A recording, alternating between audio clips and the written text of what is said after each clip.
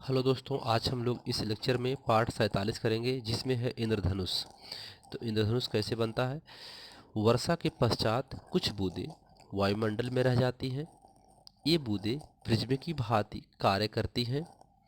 जब प्रकाश की किरण बूंद में प्रवेश करती है तो किरण का वर्ण विक्षेपण होता है। वर्ण विक्षेपण पहले लेक्चर में पढ़ चुके हैं। तथा किरण का बूंद के दूसरे पृष्ठ पर पूर्ण आंतरिक परावर्तन होता है। पूर्ण आंतरिक परावर्तन भी आपको पिछले लेक्चर में पढ़ाया गया है। तो दूसरे पृष्ठ पर जब किरण आती है तो उसका पूर्ण आंतरिक परावर्तन होता है।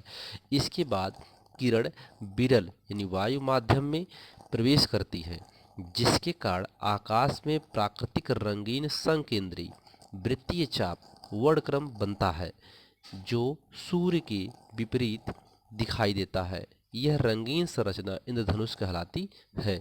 आइए इसके फिगर को समझते हैं। ये है वर्षा की बूंद वायुमंडल में उपस्थित, जो बरसात के बाद वहाँ पर वायुमंडल में रह जाती है। तो ये सूर्य से आने वाली किरण यह इस बूंद पर अर्थात जो यह प्रिज्म की भांति व्यवहार करती है उस वायुमंडल में, इसके पृष्ठ पर आपतित होती है। तो फिर इसके अंदर अपने 7 अवयवी रंगों में विभक्त हो जाती है। पहला और दूसरा 2 ही रंग दिखाए गए आपको यहाँ पे।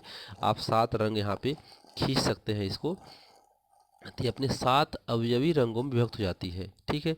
फिर दूसरे पृष्ठ पर जब आती है तो इसका पूर्ण आंतरिक परावर्तन हो जाता है, पूरी तरीके से यहाँ से लौट जाती है टकरा करके। फिर यह दूसरे पृष्ठ पर पहुँचती है, फिर अपवर्तित होती है। ठीक है। फिर इसका विचलन होता है। तो ये फिर सातों इसकी जो 7 रंग होते हैं फिर इधर आ जाते हैं। ये लाल और बैंगनी दिखाया गया है, बीच में सभी रंग है यहाँ पे। तो ये 7 रंग आते हैं। इस सूर्य के विपरीत दिखाई देता है। ठीक है।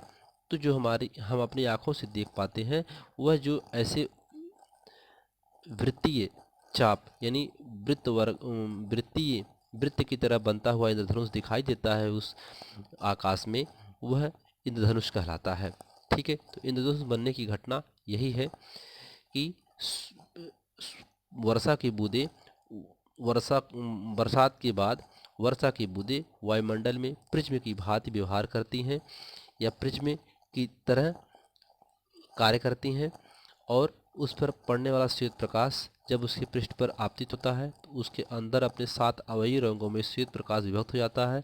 फिर उसके दूसरे पृष्ठ से उस किरणों का पूर्ण आंतरिक परावर्तन होता है। पुनः वह विरल माध्यम में अर्थात वायु माध्यम में आती है, जहाँ पर वह उस आकाश में एक प्राकृतिक रंगीन संकेंद्रीय वृत्तीय चाप वर्णक्रम बनाता है, जो 7 रंग में होता है और वो सूर्य के विपरीत दिखाई देता है। यही रंगीन संरचना इंद्रधनुष कहलाती है। ठीक है। तो इस लेक्चर में इतना ही। धन्यवाद।